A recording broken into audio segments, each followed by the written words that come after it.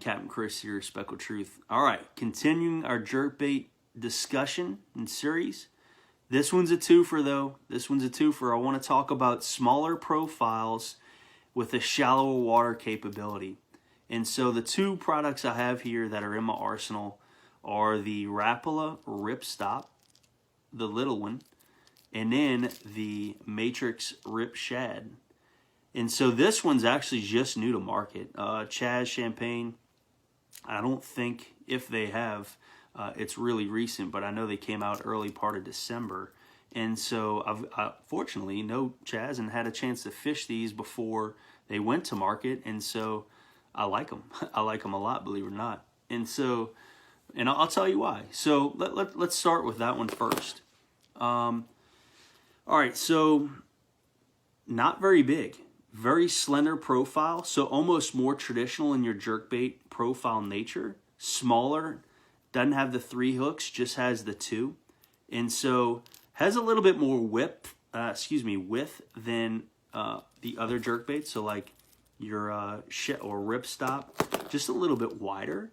A little bit more pronounced bill. But it fishes really, I think about the max 2 feet. At the max 2 feet. If I really twitched that hard, maybe if I added fluorocarbon leader and really focused on getting that bait deeper, I could maybe get it over 2 feet. But I'm talking probably 2 feet max. Having said that, it has a really nice ascent profile. It's almost horizontal, and it's actually pretty slow.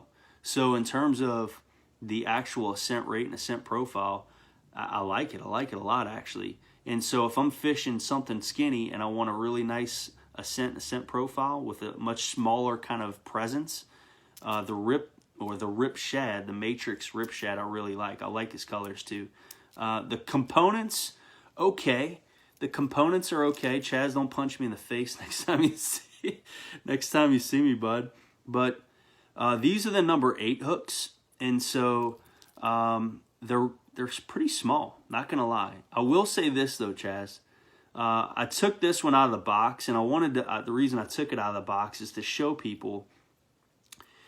Look at the hooks when you take them out of the box, for God's sakes.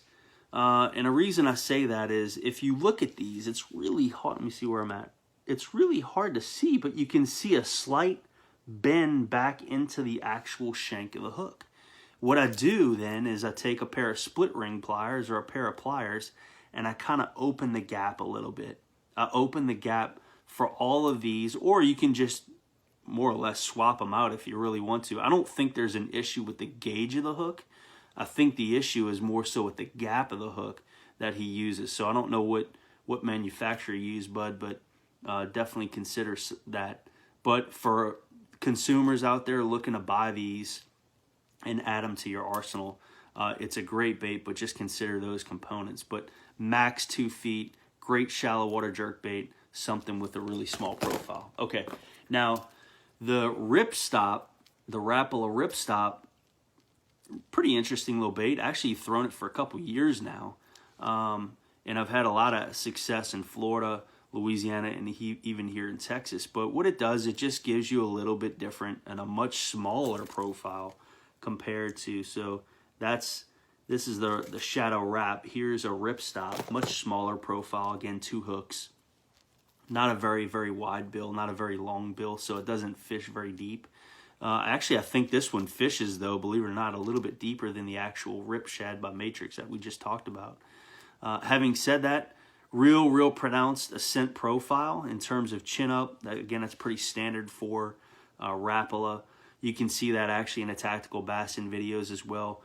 They have a great shot. It's pretty awesome. It like drifts right by the camera with that nose up. Just classic, man.